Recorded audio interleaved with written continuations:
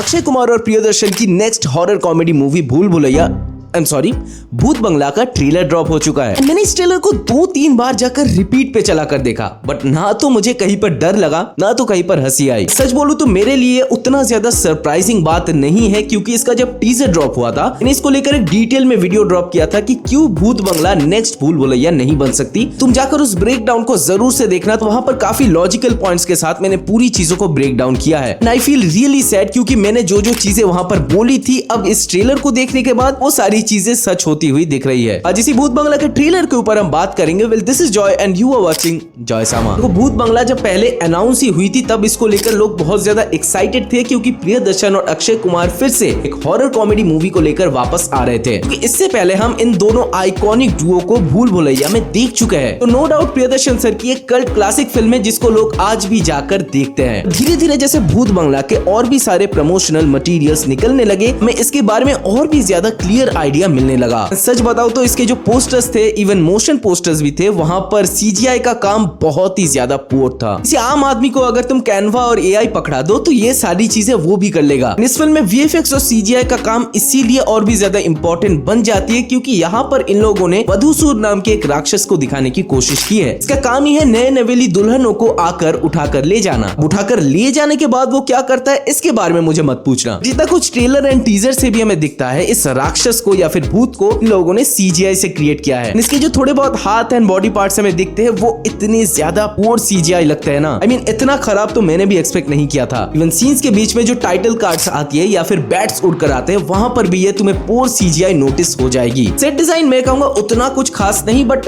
अच्छा खासा है। फॉरेस्ट वाले जो सीन्स है वो भी देखने में उतने कुछ बुरे नहीं लगते। जिस हवेली को यहाँ पर दिखाई गई है वो एग्जैक्ट सेम है भूल भुलैया के हवेली से। अब ट्रेलर से तो हमें और भी ज्यादा क्लियर हो गया है कि प्रियदर्शन फिर से वही पुरानी कॉमेडी को रिक्रिएट कर रहे हैं। एंड रिक्रिएट नहीं बल्कि उसको कॉपी पेस्ट कहना शायद ज्यादा अच्छा होगा। हेरा फेरी का वो आइकॉनिक लोटा फेंकने वाला सीन जो चुप चुप के में भी था, भागम भाग का ये बहन डर गई वाला मोमेंट, वो भी कुछ पुराने प्रियदर्शन मूवीज के सीन से जो आज भी मीम कल्चर में रेलिवेंट है। एंड मुझे बुरा इसलिए भी लग रहा है क्योंकि प्रियदर्शन और अक्षय कुमार से तो मैंने बेटर कुछ एक्सपेक्ट किया था। मूवी की जो प्लॉट है ये भी कुछ ओरिजिनल नहीं है। इससे पहले 1979 में जानी दुश्मन नाम से एक मूवी आई थी, जहाँ पर भी एक राक्षस या फिर भूत होता है जो ऐसी नई नवेली दुल्हनों को उठाकर ले जाता है। उसके बारे में भी मैंने इस ब्रेक डाउन वीडियो में डिटेल में बात किया है, तो जाकर उसे जरूर देखना। इस ट्रेलर को देखकर इट इज वेरी क्लियर कि प्रियदर्शन फिर से वो आइकॉनिक भूल भुलैया का वाइब रिक्रिएट करना चाहते हैं वेरी बैडली, कि उन्होंने बहुत सारी चीजें वहां से कॉपी ही कर दी। तो भूल भुलैया अपने में ही एक रीमेक मूवी थी, मलयालम मूवी मणिचित्र ताड़ू की, जो 1993 में रिलीज हुई थी। तुम ये जानकर हैरान हो जाओगे कि इस ओरिजिनल मूवी की जो स्टोरी थी वो एक रियल स्टोरी से इंस्पायर्ड थी। मणिचित्र ताड़ू के जो राइटर थे मधु मुत्तम, उनकी जो एंसेस्ट्रल हाउस थी, वहां पर एक ऐसी ही इंसिडेंट एग्जैक्टली हुई थी 19th सेंचुरी में। पर उन्हीं के पुरखों के घर में 19th सेंचुरी में एक मर्डर हुआ था, जहाँ पर लोगों का ये मानना था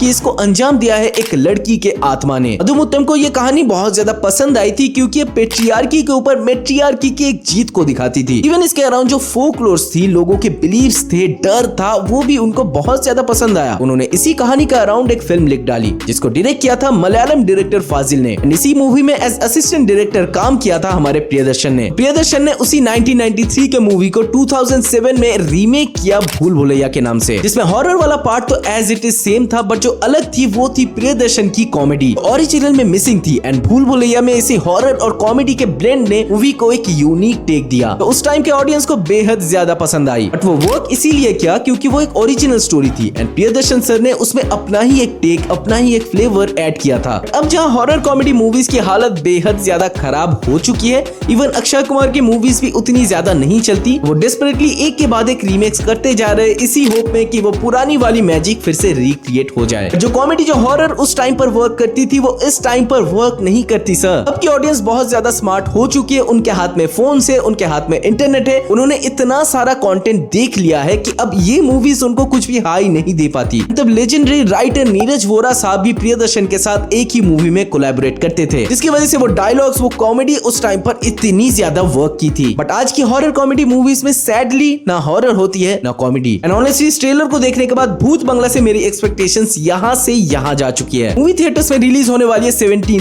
अप्रैल को एंड 16 अप्रैल के रात से ही इसके पेड प्रीव्यूज चालू हो जाएंगे। तो तुम्हें भूत बंगला का ट्रेलर कैसा लगा एंड मूवी से तुम्हारी कितनी एक्सपेक्टेशंस है ये कमेंट्स में जरूर बताना। वीडियो में कुछ भी अच्छा लगा हो तो वीडियो को एक लाइक और चैनल को सब्सक्राइब कर देना। हम हर हफ्ते तुम्हारे लिए ऐसे ही वीडियोस लाते रहते हैं। तब तक के लिए हम मिलेंगे आपसे अगली वीडियो में। Peace out.